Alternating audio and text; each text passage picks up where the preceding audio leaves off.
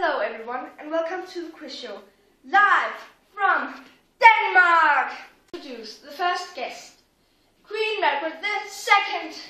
Thank you. I am from the Danish capital, Copenhagen, and it is located here. I live in Amalienborg.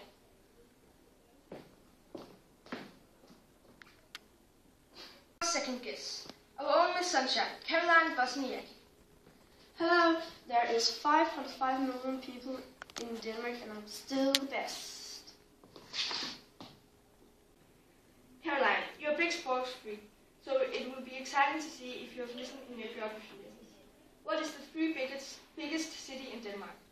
It's Copenhagen, Aarhus, and Fredericia.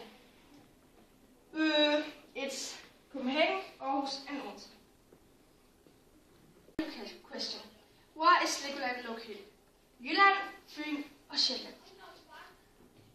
Of course I know that. It's located in Jutland. Yes, that's right. A new question.